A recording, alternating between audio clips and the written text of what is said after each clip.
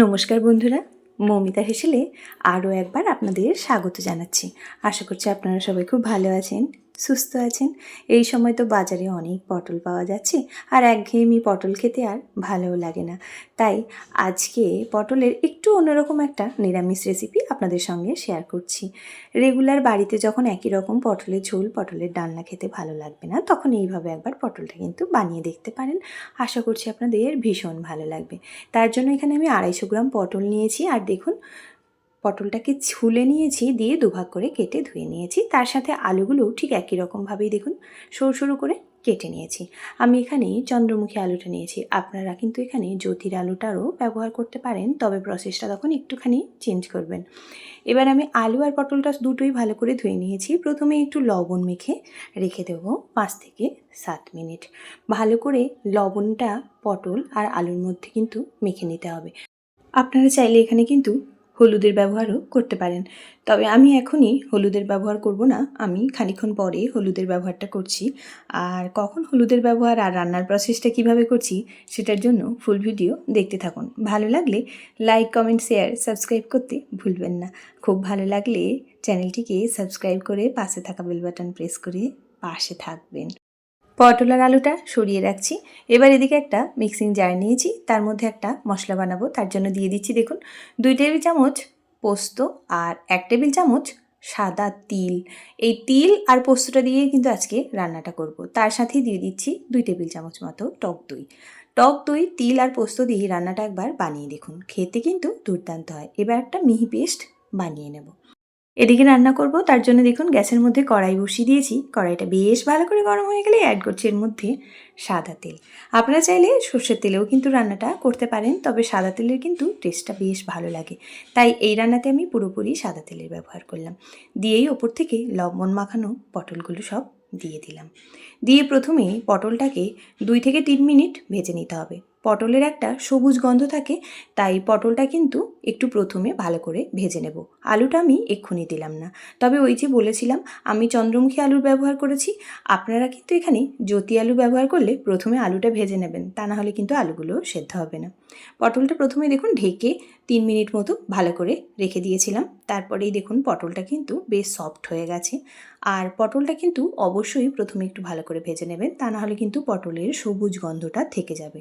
দেখুন পটলটার গায়ে একটু একটু কালার ধরতে শুরু করেছে।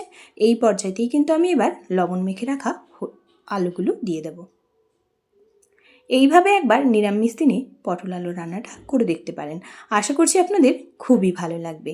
একটু টেস্ট বদল হবে মুখে, আর খেতেও কিন্তু বেশ ভালো লাগে। ছোট বড় সবাই দেখবেন ভীষণ পছন্দ করছে। চাইলে রাতে রুটির সাথেও কিন্তু এটা খেয়ে নিতে পারবেন। তাই একবার রান্না করে দুবারের কাজও সেরে রাখতে পারবেন। এইভাবে একবার পটলটা তাই বলবো বানিয়ে দেখুন। আলুটা একটুখানি ভেজে নিয়েছি, এবার এই কালারের জন্য দিয়ে দিলাম হলুদের গুঁড়ো। দিয়ে এবার আরও 2 থেকে 3 মিনিট বেশ ভালো করে মিশিয়ে নেব। তারপরে ঢেকে আলু আর পটলটা বেশ ভালো করে সেদ্ধ হওয়ার জন্য ছেড়ে দিতে হবে। আমি আমার পেজে কিন্তু সবসময় ঘরোয়া রান্নাগুলোই শেয়ার করে থাকি।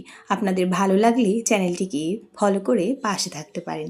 ঢেকে রেখেছিলাম দেখুন, এবার কিন্তু আলু আর পটল বেশ সুন্দরভাবেই ভাজা হয়ে গেছে, আর কালারটাও কিন্তু একেবারেই চেঞ্জ হয়ে গেছে। দেখেই বুঝতে পারছেন। এই পর্যায়েতেই কিন্তু এবার আমি অ্যাড করছি কিছু বেশি মশলা। প্রথমেই দিয়ে দিলাম লবণ, ঝালের জন্য দিয়ে দেবো কাঁচা লঙ্কা। আপনারা যেরকম ঝাল পছন্দ করবেন সেই অনুপাতে দেবেন। কালারটা বেশ সুন্দর হবে, তাই অল্প একটুখানি দিলাম কাশ্মীরি রেড চিলি, আর অল্প একটু হলুদের গুঁড়ো। আপনারা চাইলে এই হলুদ আর কাশ্মীরি রেড চিলিটা কিন্তু স্কিপ করতে পারেন। তারপরেই দিয়ে দিলাম বাটা মশলা, পোস্ত, তিল আর দই দিয়ে যে মশলাটা বেটেছিলাম সেটাই দিয়ে দিলাম। দিয়ে 1 থেকে 2 মিনিট বেশ ভালো করে একটু ভাজা ভাজা করে নেব, কারণ দই আছে। দই দেওয়ার জন্য কিন্তু তেল ছাড়বে, সেই তেল ছাড়া পর্যন্ত একটু ভালো করে কষিয়ে নেব। দেখুন কষানোটা হয়ে গেছে। এবারেই বাটি ধোয়া জলটা দিয়ে দিলাম। এখানে কিন্তু জলের বেশি প্রয়োজন নেই, অল্প একটুখানি জল লাগে। আমি তাই এখানে হাফ বাটি পরিমাণ জল ব্যবহার করেছি। দিয়ে বেশ ভালো করে দেখুন মিশিয়ে নিলাম। একদমই অল্প সময়েই পটল রান্নাটা হয়ে যায় আর খেতেও দুর্দান্ত হয়। নিরামিষ দিনে কিন্তু খুব সহজেই পটলের রান্নাটা দুপুরবেলা করে নিতে পারেন। গরম গরম ভাতের সাথে খেতে কিন্তু বেশ ভালো লাগে। টেস্ট ব্যালেন্সের জন্য অল্প একটুখানি দিয়ে দিলাম চিনি, দিয়ে ভালো করে আবারও মিশিয়ে নেব।